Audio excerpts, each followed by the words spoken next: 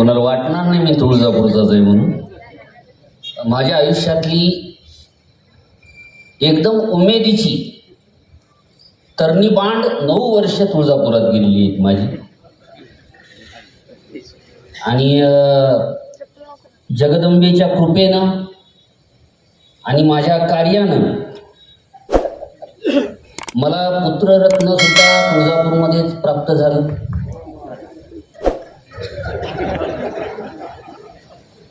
निवांत राहा, टेन्शन घेऊ नका बिलकुल. म्हणजे तुळजापुरामध्ये साक्षात जगदंबा निवास करत होती, करते. माझ्या घरात चंडी.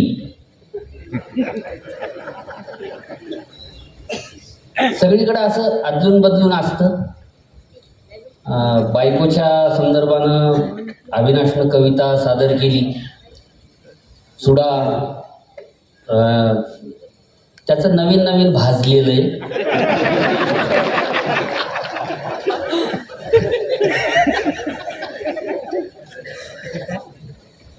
नंतर कळतं त्याला कुठं कुठं नेमकं करपलंय,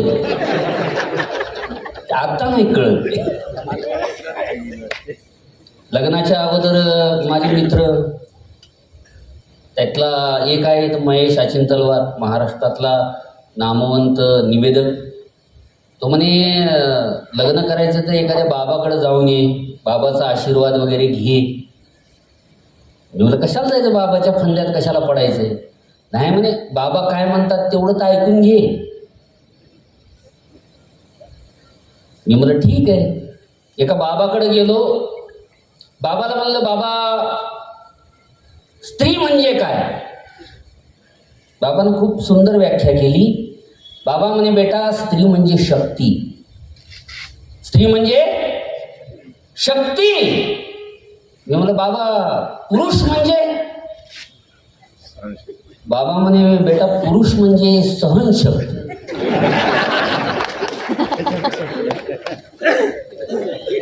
लग्न करायचं. मी बाबाला दुसरा प्रश्न विचारला. बाबा म्हणलं लग्न म्हणजे काय. तर बाबा म्हणे बेटा लग्न म्हणजे 2 आत्म्यांचं मिलन. काय किती म्हणजे सूचकता आहे याच्यावर. लग्न म्हणजे 2 आत्म्यांचं मिलन. हे मिलन झाल्यानंतर त्याच्यातला एक आत्मा परमात्म्याला भेटण्यासाठी तडफडत राहतो.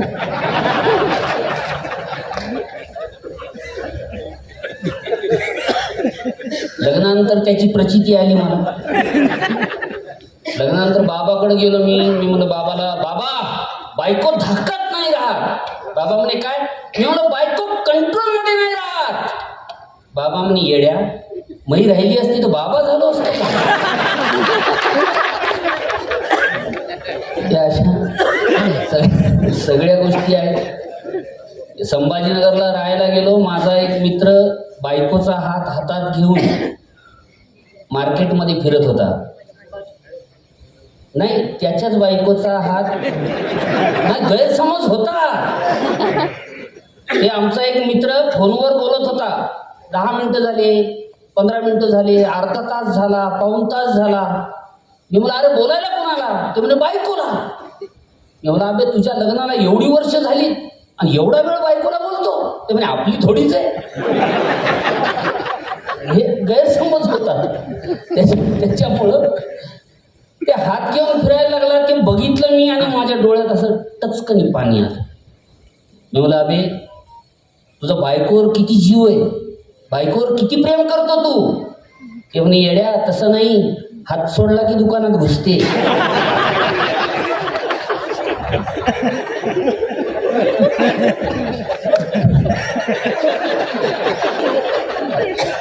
त्या दिवशी माझ्या लक्षात आलं की लग्नाच्या अगोदर हातात हात घेऊन फिरणं म्हणजे प्रेम असतान, आणि लग्नाच्या नंतर हातात हात घेऊन फिरणं म्हणजे आत्मसुरक्षा. पाकीट सांभाळलं पाहिजे. बायकोचा विषय निघाला. बायकोची एक कविता